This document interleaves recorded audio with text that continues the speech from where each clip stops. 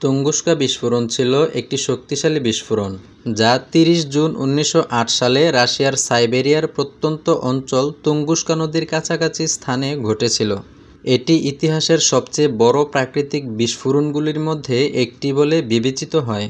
বিস্ফোরণটি এতটাই শক্তিশালী ছিল যে প্রায় 2150 বর্গ কিলোমিটার এলাকার বনভূমি সম্পূর্ণ ধ্বংস হয়ে যায় এবং প্রায় 80 মিলিয়ন গাছ মাটিতে পড়ে যায়। তুঙ্গুস্কা বিস্ফোরণের কারণ সম্পর্কে বিজ্ঞানীরা মনে করেন যে এটি ছিল একটি মহাজাগতিক ঘটনা। একটি বিশাল আকারের গ্রহাণু বা ধূমকেতুর টুকরো পৃথিবীর বায়ুমণ্ডলে প্রবেশ করে এবং বিস্ফোরিত হয়। এটির আকার আনুমানিক 50 থেকে 60 মিটার হতে পারে। এটি মাটিতে আঘাত করার আগেই বায়ুমণ্ডলে প্রায় 5 থেকে 10 কিলোমিটার উপরে বিস্ফোরিত হয়েছিল। এই ঘটনা থেকেই ধ্বংসাত্মক প্রভাব সৃষ্টি হয়। এই বিস্ফোরণের শক্তি আনুমানিক 10 থেকে 15 মেগাটন টিএনটির সমান, যা হিরোশিমা পারমাণবিক বোমার শক্তির প্রায় 1000 গুণ ছিল। বিস্ফোরণের ফলে সৃষ্ট সিসমিক তরঙ্গগুলি পৃথিবীর বিভিন্ন অংশে অনুভূত হয়েছিল, এমনকি এর প্রভাব 600 মাইল দূরেও লক্ষ্য করা গিয়েছিল। বিস্ফোরণটি এতই উজ্জ্বল ছিল যে কয়েকশো মাইল দূরেও মানুষ এর আলো দেখতে পেয়েছিল। এছাড়াও তাপ এত বেশি ছিল যে অনেক জায়গায় গাছ ও জীবজন্তু পুড়ে গিয়েছিল।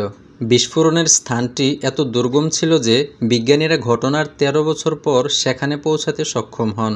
1921 সালে প্রথম অভিযান শুরু হয়, কিন্তু তারা কোনো গর্ত বা উল্কাপিণ্ডের অবশিষ্ট খুঁজে পাননি। পরবর্তীকালে বেশ কিছু অভিযান চালানো হয় এবং তারা নিশ্চিত করেন যে এটি একটি মহাজাগতিক বস্তু দ্বারা সৃষ্ট ঘটনা।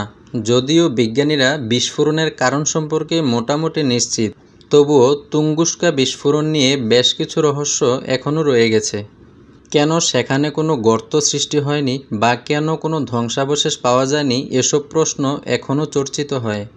তুঙ্গুস্কা বিস্ফোরণ সৃষ্ট ক্ষয়ক্ষতি ছিল ব্যাপক।